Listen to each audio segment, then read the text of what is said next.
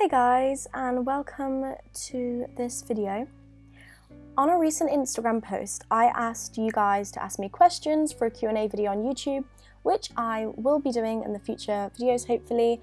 I'll probably spread it out between 3 separate videos, so it's not all cluttered into one.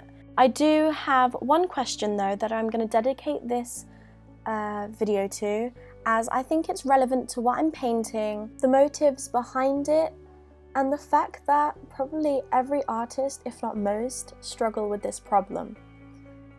And the question is, how do you overcome art block or negative monologues like, my art isn't good enough, I'll never reach their level, and just overcoming jealousy in general? I mean, firstly, as artists, I feel like we will never be at the final level. I don't feel like there is a final level because I think we are always improving. Like, even if it's subconsciously and even if we're not aiming to improve in certain areas, we will, because the more art that you make, the more experience you're going to be, the more skills you're going to develop, and it just happens. I mean, the only way that you cannot improve is by not making art. Because if you're not making art, then there's going to be no skills to develop. Other than that, you're naturally constantly going to be developing. Alright, so this time-lapse is not very long, so I'm going to basically make this short and sweet and break it down into 3 sections. Comparison, sticking with it, and enjoying the process. So let's talk comparison. Comparison can go 2 ways. You can either use it to help motivate you, or you can use it to make you feel like absolute crap. You can just make yourself feel really bad about yourself and your artwork, and that is very, very toxic. I think you have to be really literal with yourself, because feeling bad about your art and comparing your art to others will not magically make your art better. It's just going to make you feel bad. And a lot of the times we just kind of compare by looking at the piece and looking at our own piece without kind of analysing everything that caused that piece to look like the way it does. That person could have been making art for years. They could have spent hours on that piece. They could have done 100 pieces before that one piece. That's the final product. That's the best version. And you don't know what it took to get to that point.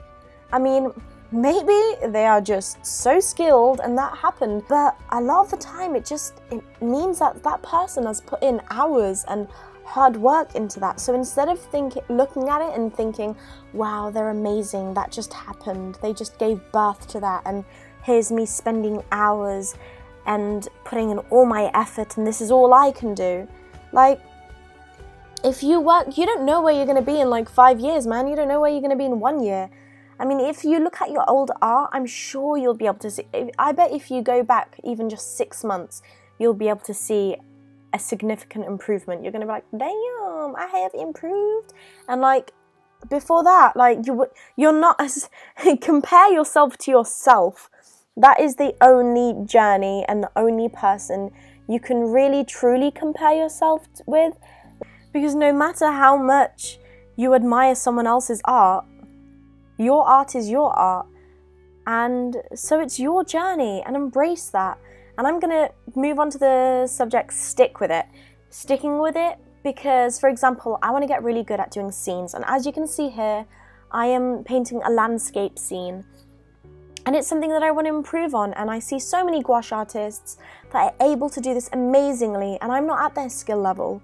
So I thought, you know what?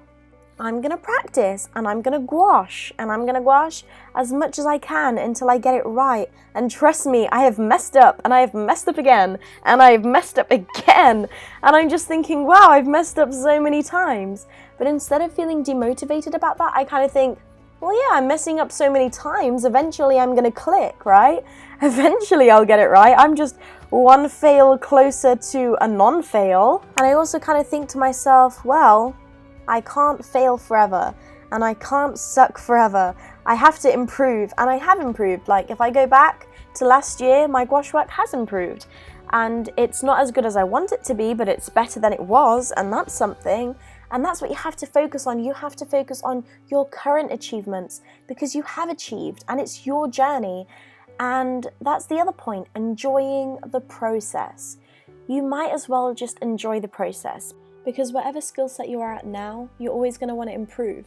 So if we're forever being unhappy with the stage that we're at, then we'll never be satisfied. So we might as well just enjoy art for making art and for the sake of it being a creative outlet. Even our most favorite artists struggle, and for all you know, you could be somebody else's inspiration. So please don't compare yourself with others unless it's with your older work.